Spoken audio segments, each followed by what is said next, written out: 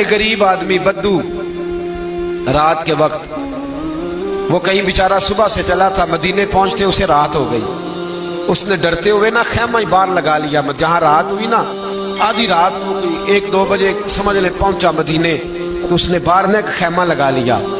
बीवी उसकी उम्मीद से थी, बच्चे की विलादत का वक्त करीब आ गया, बीमार हो गई, उसने खैमा लगाया। बीवी अंदर है, हजरत उमर फारूक गश्त पे थे रात को, साथ एक गुलाम था। हजरत उमर फारूक रज़ी अल्लाह ताला अन्हु कहने लगे वो आग जल रही है थोड़ी सी, पता करो कौन है।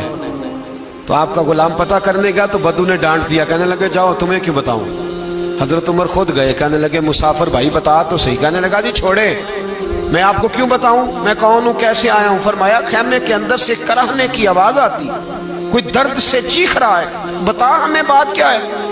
कहने लगा जी मैं फलां बस्ती फलां इलाके का एक गरीब हूँ, अमीरुल मोमिनीन उमर फारूक से मिलने आया हूँ और रात हो गई है तो यहाँ खैमा लगाया है, सुबह मैं उनसे मिल के चला जाऊंगा। तो रात को तकलीफ देना पसंद नहीं किया, तो मेरी बीवी उम्मीद से थी, अब बच्चे की विलादत का वक्त करीब है, पास कोई नहीं। हजरत उमर कहने लगे तू ठहर, मैं अभी आया।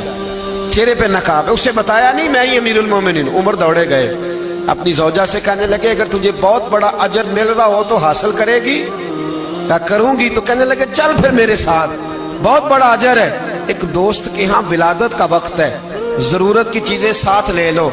उस औरत ने थोड़े दाने ले लिए, घी ले लिया।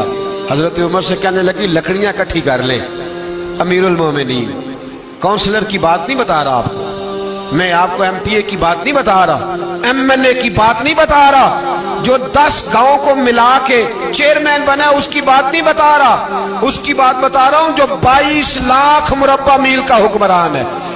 उसकी बात बता रहा हूं जो गली से गुजरे तो शैतान रास्ता ही बदल जाता है। उसकी बात बता रहा हूं जिसके बारे में मेरे मुस्तफा करीम सल्लल्लाहु ताला अलैहि वसल्लम ने फरमाया मेरा उम्र तो वो है कि 950 साल हजरत जिब्रील भी इसकी शान बयान करें तो अजमत खत्म नहीं होती। इतना बड़ा शख्स। हजरत उमर ने लकड़ियां इकट्ठी की, ईंटों का रोड़े लेके चूल्हा बनाया, पहुंच गए। आपकी ज़ौजा कहने लगी ये थोड़े दाने डालने, घी डालने और एक लकड़ी लेके इसको हिलाएं, तैयार करें। खुद ज़ौजा अंदर चली गई, हजरत उमर बाहर पकाने लगे। वो बद्दू कहते हैं मैं इस तरह का उनके साथ बिहेव करने लगा जैसे वो किसी चौकीदार के साथ नहीं करता। मैंने समझा जी उमर ने चौकीदार रखे आने जाने वाले मेहमानों का। मैं कभी पानी का प्याला मांगता, कभी कोई बात, उमर दौड़े जाते, कभी पानी लाते। ओ मुसलमानों, ओ मेरे रसूल के गुलाम अजीजो, हजरत उमर फारूक। वो गुलाम कहता है मैं उमर से कहता, मैं कहता गुलाम पानी ला, तो उमर दौड़ के पानी लाते। मैं कहता तुझे घी पकाना भी आता है, पहले भी कभी पकाया है? तो उमर फरमाते कोशिश तो कर रहा हूं। मैं कहता पहले भी कभी तेरी बीवी ने ये काम किया है? तो हजरत उमर कहने लगे मुझे याद नहीं, पूछ के बताऊंगा। कहते हैं क्या रंग था, क्या अंदाज था, क्या मुस्तफा की तरबियत थी, क्या अंदाज हुजूर ने सिखाए गुलामों को। ये किस तरह का अमीर है कि ये हंडिया पका रहा है, फूंके मार रहा है एक गरीब के लिए, देहाती के लिए जिसे जानते भी नहीं। अंदर उस शख्स की बीवी के यहाँ बेटा पैदा हुआ तो हजरत उमर की बीवी अंदर से बोल के कहने लगी अमीरुल मोमिनीन मुबारक हो, आपके दोस्त के यहाँ बेटा पैदा हुआ है। जब कहा ना अमीरुल मोमिनीन मुबारक हो तो वो शख्स कहता है मेरे हाथ कांपने लगे और मैं इस तरह दौड़ा कि मेरी पगड़ी गिर गई। मैं दौड़ा तो उमर ने बुलाया, कहा किधर जाते हो? कहने लगा आप अमीरुल मोमिनीन हैं, आप अमीरुल मोमिनीन, आप उमर हैं।